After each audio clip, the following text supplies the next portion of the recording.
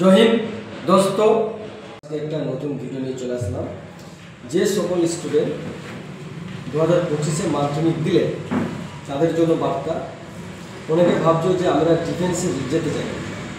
Defence বলতে যেমন army, air force, navy.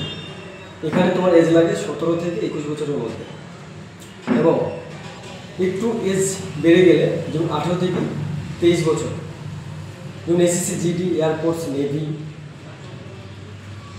BSF, CRPF, CISF, ITBP, Assam rifle, এর মধ্যে যেতে পারবে। অনেকে ভাবছো যে আমার তো নাম্বার নেই, আমি তো আর্মিতে যেতে পারবো না। কোনো নম্বর লাগবে না, কোনো পার্সেন্টেজ লাগবে না, আপনার কিছু লাগবে না। মাধ্যমিক পাস করলেই আপনি BSF, CRPF, CISF, Assam rifle, ITBP এইগুলোতে যেতে পারবেন। আর যাদের মাধ্যমিকের নাম্বার প্রত্যেক সাবজেক্টের 33, ওই সাবজেক্টের ওপর 45% আছে, তারা আর্মি জিডিতে পাবে। জিডিতে বয়স লাগে 17 থেকে 21 বছরের মধ্যে।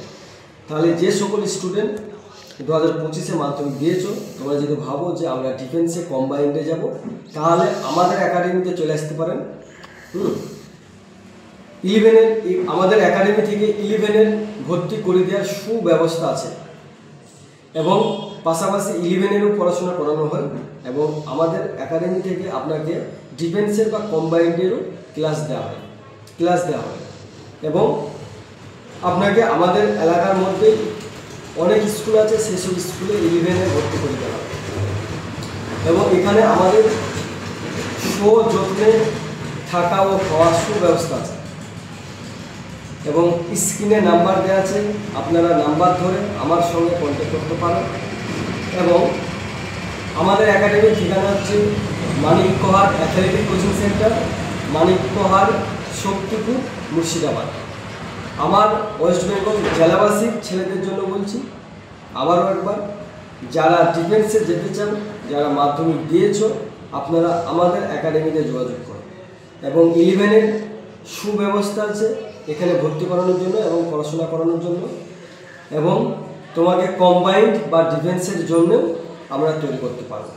তাহলে কম্বাইন্ড বা ডিফেন্সের তৈরি করার পরেই আপনাকে আমরা চাবো আপনি এক চান্সে আপনি একটা চাকরি পান এবং সরকারি জব পান।